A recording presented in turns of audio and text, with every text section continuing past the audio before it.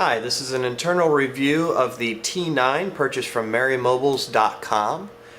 This is an 8-inch capacitive 5-point multi-touch tablet running the Samsung processor at 1 GHz, the S5 PV210AH.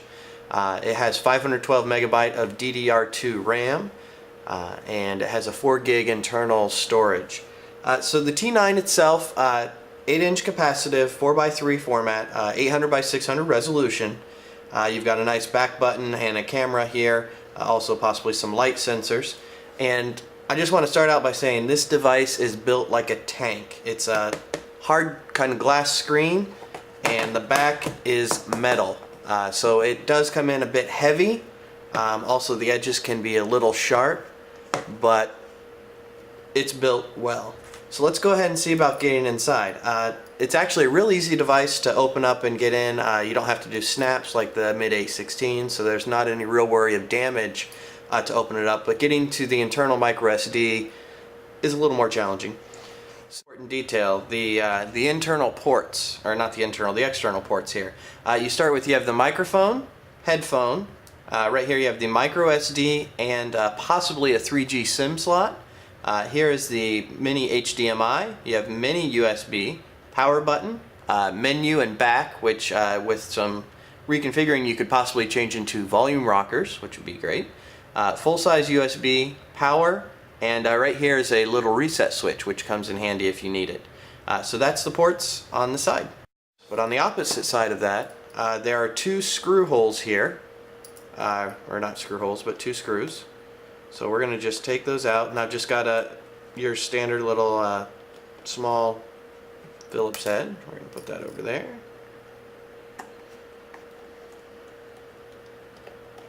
Alright, so we got those two screws out. Now, you can flip it over, and this little piece here, you just kind of have to wiggle and slide it off. You can see it's kind of got two little latches there and latches in. We're going to set that to the side. Now, you need to pull from the other end, and careful with the power button, but you just slide it out, like so. And there you go, you're in. And you can see the back panel here. As I said, it's metal. It's got two little ports here on the back. One is for a speaker, one is actually just an air vent. So we're going to set that aside. So here is the device. I'm going to just flip it around this way.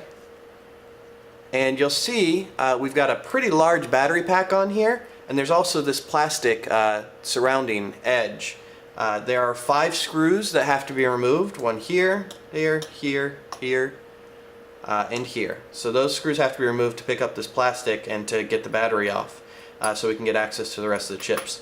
The battery itself is a 7.4 volt 2800 milliamp dual cell battery. It's nice, long and thin. And we're going to start by removing that. So I've got a little bit of tape here. We'll just pull that off. And the piece there, we might want to wait. It's easier once you undo these screws to disconnect that. So there's 1, 2,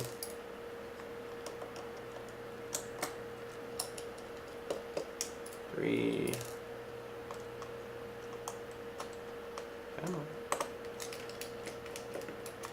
4, and 5. Okay, so we got our screws out. Now we're going to lift this out. I find it's best to lift up from this edge over here, and you have to be careful. There's a little chip here that rests on there. Just move that to the side and under. Also pop out your speaker. Just set that down on the bottom. And then as you lift, you can kind of detach it from the side here. And we'll just unplug that battery. And there you go. That's the plastic piece in the battery. And as you can see right here, 2800 milliamps, 7.4 volt. We're going to set this aside. So here is the inside of the device itself. As you can see, definitely a different design than the mid-816s, but still having the Samsung chip. And we'll get started. So you have a single speaker, plugs in to a nice ports over here. There's actually an open port. I'm not quite sure what that's for. but there's your speaker. And right here we have the wireless chip. I'm going to remove the tape, and you can actually pull out the chip there. And this chipset is the Realtek RTL 8188CUS, and I'm pleased to report it's 802.11 BG and N. So a lot of people that were looking for wireless N on a device, you can get that on the T9. So that's the wireless chip. I'm just going to plug it back in. We're just going to leave it, right where we found it. All right, and moving around, we've got the processor right here. This is the Samsung S5 PV210AH. It is clocked at 1 gigahertz, whereas some of the other ones it's clocked at 1.2 gigahertz. So very capable processor with a graphics chip, SGX 540. Handles games, everything really nicely. Then right here you have the RAM. Again, same RAM that's in the mid-816. It is the Hynix HY5PS1G831C. It's 512 megabytes of RAM. It's 4 128 megabyte chips, DDR2. Right here you have the 4 gig internal micro SD, and you can pop that puppy out, slide that over. Voila, 4 gigabyte micro SD card. And we'll put him back in. Right here, now this I don't have an actual chipset for, but it appears to be an internal slot for a SIM card. Now whether or not this has the built-in 3G radio to support it, I'm not sure. Maybe it might be missing a chipset, but that is something very interesting to note. It looks like it does have a slot for a SIM, and it has a little feeder there. And let's move on. Right here you have the audio chip. This is the ALC5621, again the same one that's in the HeroTab mid-816. And this chipset right here, this is the USB chipset.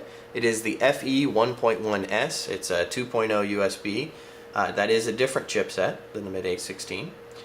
Here you have your touchscreen controller, and I had a little difficulty pulling the model number up off of it, but I believe the controller chip is the FT5408EC8.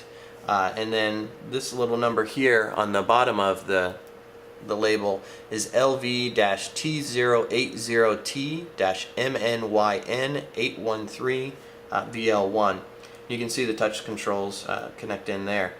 There's an interesting port over here. I'm not sure what it is. I don't know if it's for possibly an external Bluetooth or an internal GPS or maybe Bluetooth, but it looks almost like a serial ATA port. It's got like a power and then a data connection. So it'll be interesting to see what the modders can come up with, what actually would fit in there. But it does have a slot there that looks like it could be for possibly GPS, in my opinion. In terms of any other chipsets or anything else to talk about, that's mostly the device. Now the weight on this device is 1 pound 7 3/4 ounces, or 676 grams. It's about 1.5 times the mid-816 R2 capacitive, but again, this one is built with metal and glass. Just seems like it's much more durable. Also, I really like the touchscreen being 5-point multi-touch. You can just drag across it. Up over here we have the camera. It's listed as a 1.3 megapixel camera. And right here's a little microphone, headphone, HDMI, the USB, and your touch buttons there. So let's go ahead and put this bad boy back together. I haven't seen any internal Bluetooth slots like I did see on the mid-816 R2. But to put this back together, really easy. We take our battery, we're going to connect it back in over here. And I've also found that you can unscrew, there's some screws here. You can actually pop up this whole board if you want to see underneath the board. Again, might be better for some of those that are into the heavier modding and everything that way. Alright, now remember you got this little chipset guy over here. Get him back out. And you also need to connect your speaker back up to its output. There we go. Alright, so now we're going to put that back down. And just slide him in. He's got a little teeny plastic nub that he sits in. And let's go ahead and screw it back down.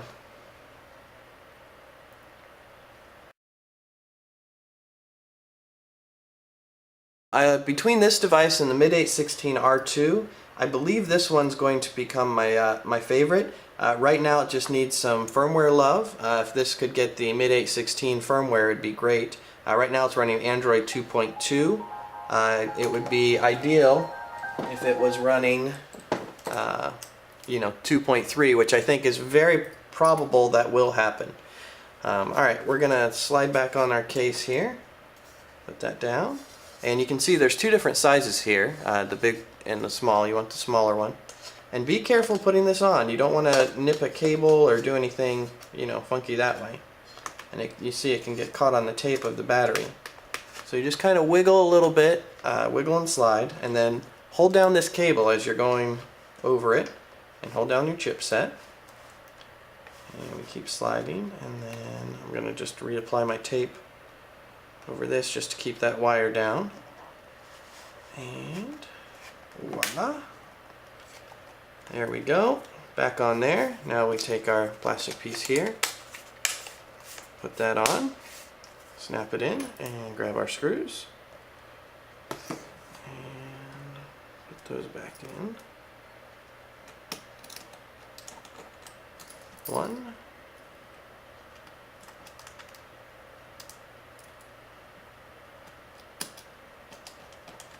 And two. And I will be doing a full review of this device here in a little bit.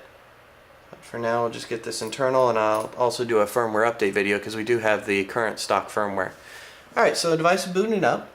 Boots up actually really fast, and I'm just going to show you the 5-point multi-touch real quick because I think it's just awesome. And as I said, right now it's running Android 2.2, but there is a very high probability it will be running 2.3 in a short while. The manufacturer just needs to do the firmware, or there'll be a custom one. So as you can see, it booted up real quick. And go over here, and I'm going to just load up Toddler Lock. And you can see I can take 5 fingers and drag them across the screen. So here's 1, there's 2, 3, 4, 5. And if you do a 6th finger, it doesn't actually really recognize that one. So it is full 5-finger multi-touch, but it's very accurate, very responsive. It doesn't jitter at all with the points. It recognizes them all very solidly, which works out really well when playing Fruit Ninja. So that is the internal review device. Thanks for watching, and stay tuned for further review videos.